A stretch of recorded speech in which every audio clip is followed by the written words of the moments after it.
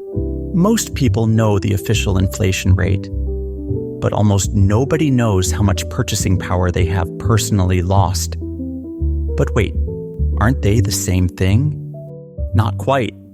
Inflation measures how much prices rise on average, but it doesn't directly tell you how much purchasing power your money has lost. In this video, I'll introduce you to a practical way to see exactly how much value your money has lost over time.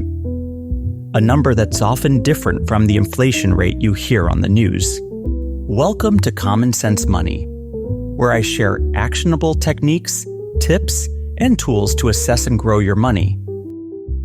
Many of us judge our finances by our bank balance or what we earn, but those numbers don't tell the full story. What truly matters is what your money can actually buy. Think of your money's purchasing power like marbles in a bucket you carry through life. The marbles don't represent your money. They represent what your money can buy. Now imagine a hole at the bottom of the bucket. Over time, marbles slip out. That hole is inflation, and it isn't fixed. It expands and contracts. That's why I call it a magic hole. But here's the key question. Does the size of the magic hole tell you how many marbles you have lost? It doesn't. Yet many people assume a 10% inflation rate means their money has lost 10% of its value. That's not exactly true. For low inflation, the difference is small, but as inflation increases, the gap becomes significant. I believe the first step in smart personal finance is understanding how much your money's purchasing power declines over time. So how can you actually track how many marbles have slipped out of your bucket? Allow me to introduce inflation's hidden twin, purchasing power loss, or PPL. You've probably never heard of PPL before. It's a simple way I like to reframe inflation to measure the loss of purchasing power. PPL tells us how many marbles have slipped out through the magic hole of inflation. Inflation tracks how prices change over time. PPL tracks how much your money has lost in terms of buying power, and they are not the same thing. Inflation is the cause. PPL is the effect. But first, let's understand purchasing power. Simply put, it's the amount of goods or services one unit of currency can buy. Let's use a simple example. Let's say, last year you could buy 10 apples for $10. So one apple cost $1. Assume that inflation this year is 10%. That means 10 apples now cost $11, and so one apple is for $1.10. Last year, $1 could buy 1 divided by 1, which equals 1 apple. But this year, $1 can only buy 1 divided by 1.1, which equals 0.909 of an apple. So the purchasing power loss is 1 minus 0.909, which equals 0.091 or 9.1%. Notice how the PPL of 9.1% is different from the 10% inflation rate. Now let's see what happens at 50% inflation.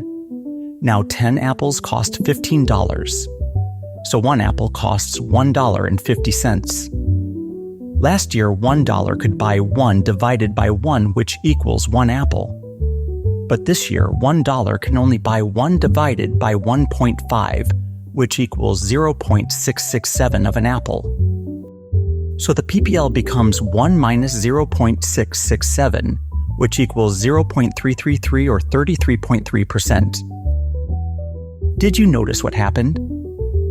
At 10% inflation, the PPL of 9.1% is 91% of the inflation value.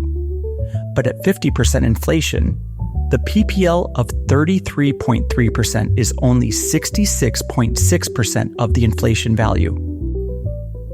So, as inflation rises, PPL increases too, but it becomes a smaller fraction of the inflation rate and never reaches 100%. no matter how high inflation gets. Let's test this with an extreme example. Imagine 30,000% inflation. 10 apples will now cost $3,010. So one apple is $301.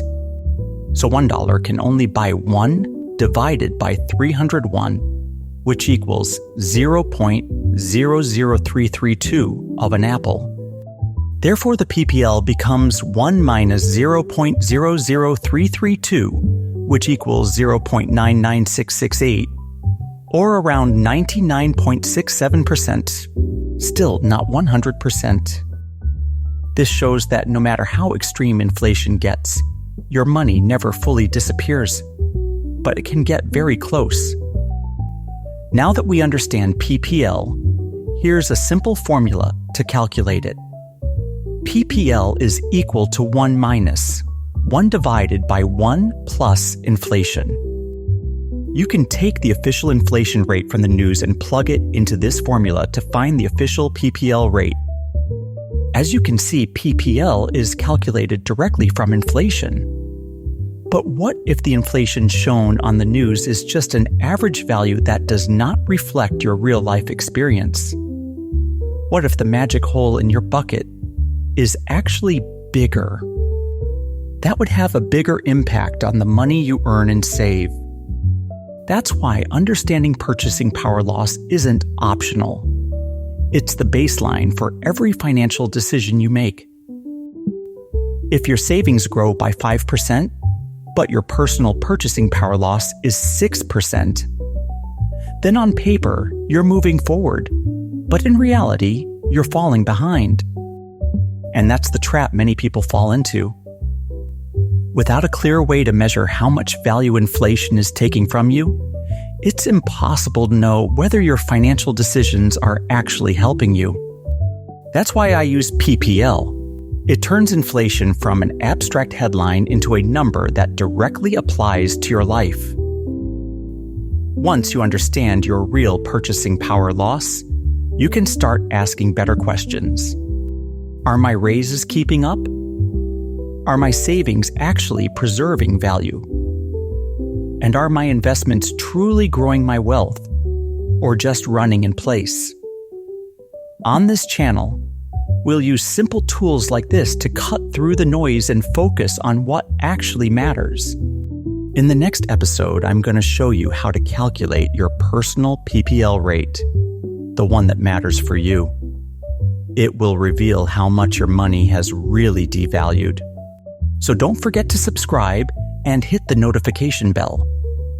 And while you are at it, leave a comment and consider liking the video. If you wish to support my channel, there is a link in the description. Thank you for watching.